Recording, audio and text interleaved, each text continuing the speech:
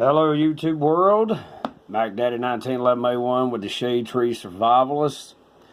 This is take two. The damn camera got knocked the world out of it a while ago, and so I got to start all over. But anywho, this is the M26 Pershing tank, and this one is one that would be illustrated for March 1945. This is the tank the United States had introduced after the absolute total utter just decimation of the M4 Shermans and the British Churchills and so forth by the German Panther Mark V and as well as the Mark VI Tiger I and Tiger II. They just tore our guys up, and it was abject slaughter. There were certain tanks like the Firefly and so forth that could knock out German tanks. However, they did not have the armor to stand up. We had to get within 1,000 yards of their tank to do any good, and theirs could knock ours out at 2,000 plus. And as far as the King Tiger at point blank range, a Sherman 76 or even 75 millimeter high velocity, they could not do crap with it. I mean, it just bounced right off the frontal armor, depending on how it hit. Now, there were exceptions to the rule, yes, but they were only exceptions to the rule in which an American tank could knock out those the German counterparts. But anywho, this tank represents Staff Sergeant Bob Early's tank with his gunner Clarence Smoyer. It is known as a Panther killer. In March of 1945, in the city of Cologne, Germany, this tank here is illustrated, knocked out a Mark V Panther. Now, the range was very short, but the way it worked out is the German tank thought that the American tank would have to stop in order to make the shot, and they were waiting on him to stop.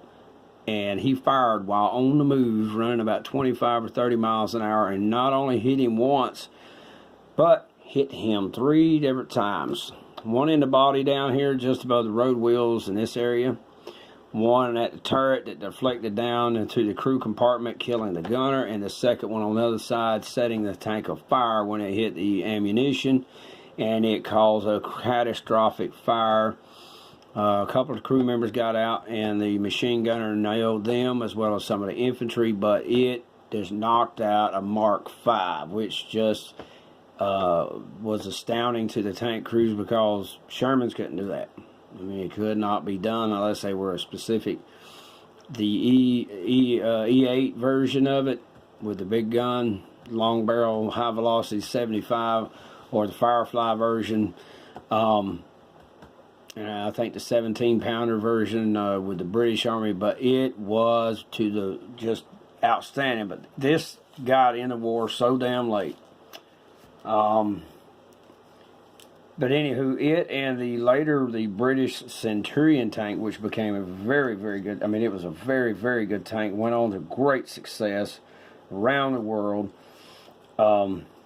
And it got in right as the war ended. It did not even see combat. But the M26 Sherman, which led to the M47, the M48, the M60 series of tanks, it was exceptional. It did not have quite the armor of the German counterparts. However, it was automotively much more superior. It had a much better power to weight ratio. It had much better suspension. It had much better it had the stabilized gun that they could fire on the move. It had much better rangefinder and so forth.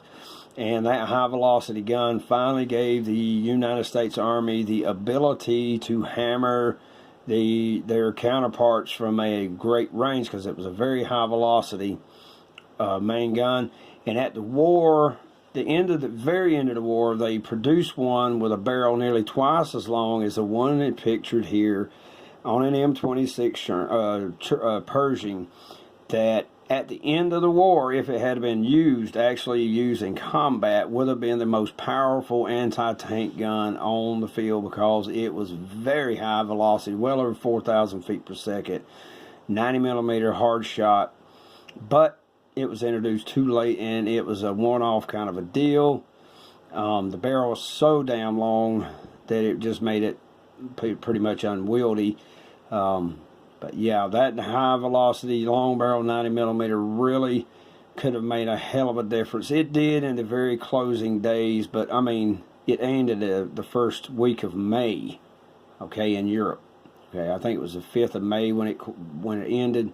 I may be incorrect on the date, but so you had March, April, and then end of May. So it really, the open running combat of Operation Cobra, break out at Normandy and so forth, it would have made such a massive difference to the losses. You know, we had this one German tank, Mr. Whitman, who knocked out 20, I want to say it was 26 British Churchill tanks in less than 5 minutes flat.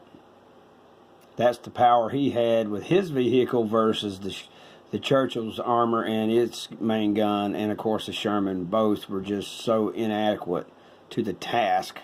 It was ridiculous. They simply could overwhelm them with numbers and or aircraft, but that was it. It was such a one-sided, lopsided, when they were going toe-to-toe, just unequal. But anywho, I've rambled on enough. Dedicating this to Staff Sergeant Bob Early and his gunner Clarence Smoyer and crew. I know I didn't do it quite justice, but those guys really, you know, them and all the tank crews, the Sherman crews and so forth, that really did everything they could to stop the Germans and reverse the course of history. So many of them sacrificed their lives. I'm just dedicating this video to them. This is MacDaddy 1911A1, ladies and gents. Thank you very much for watching. Please stay tuned. Legacy Characters Part 3 is coming up. Sergeant Bulldog.